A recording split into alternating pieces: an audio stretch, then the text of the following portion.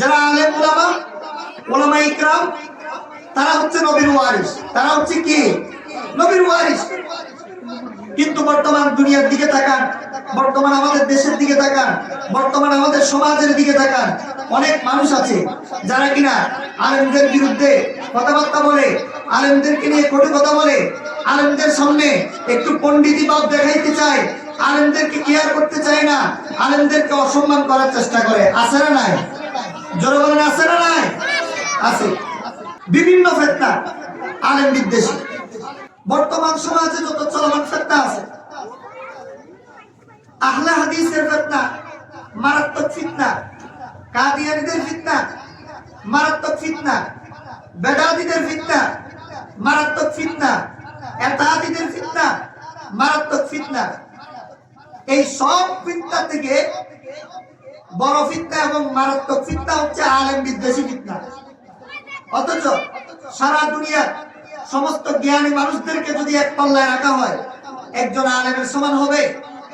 সারা দুনিয়ার সমস্ত doctor, doctor, engineer, যত ডিগ্রিওয়ালা, উচ্চ পদস্থ পদের অধিকারী, উচ্চ পদস্থ গুণের অধিকারী, উচ্চ পদস্থ জ্ঞানের অধিকারী, সমস্ত মানুষদের জ্ঞানকে যদি, সমস্ত মানুষদের ডিগ্রিকে যদি এক পাল্লায় রাখা হয়, একজন আলেমের সমান হবে।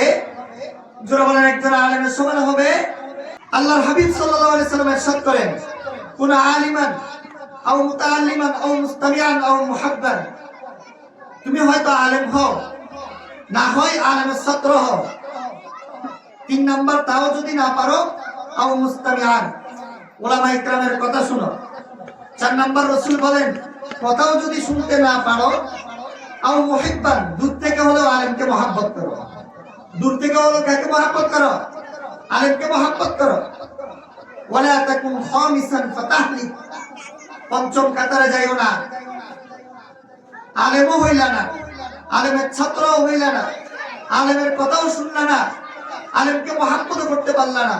পঞ্চম কাতারে যারা যাইবা তারা ধ্বংসপ্রাপ্ত। তারা কি ভাই? ধ্বংসপ্রাপ্ত।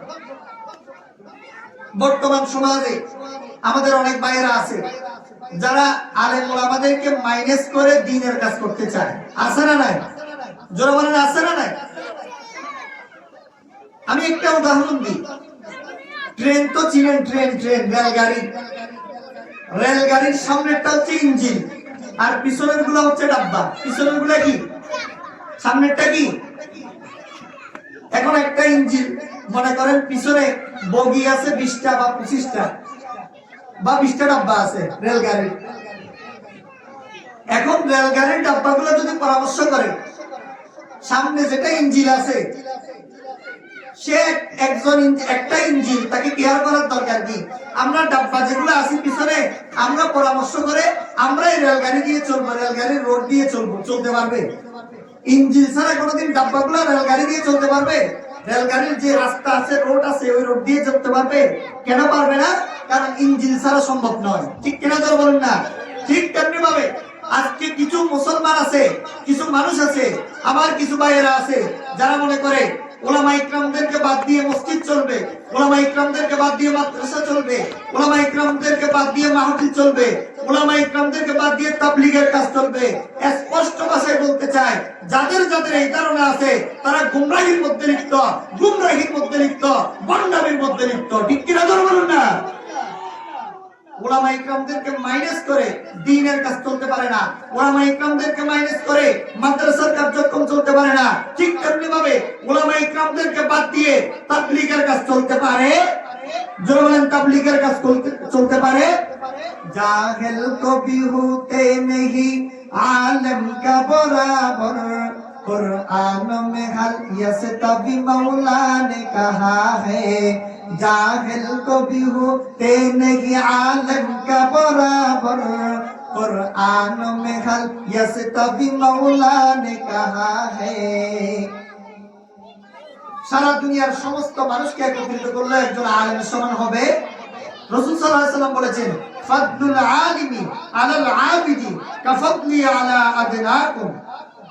তোমাদের মাঝে রাসূল সাল্লাল্লাহু আলাইহি ওয়াসাল্লাম তার সাহাবা ইকরামদেরকে বলতেছে, তোমরা সাহাবা ইকরামদের মাঝে আমি রাসূলের মর্যাদা যেমন, সাধারণ মানুষের তুলনায়ও আলেমদের মর্যাদা তেমন। সুবহানাল্লাহ বলেন। সাধারণ মানুষের তুলনায় আলেমের মর্যাদা বেশি না কম? জোরে বলেন, আলেমের মর্যাদা বেশি না কম?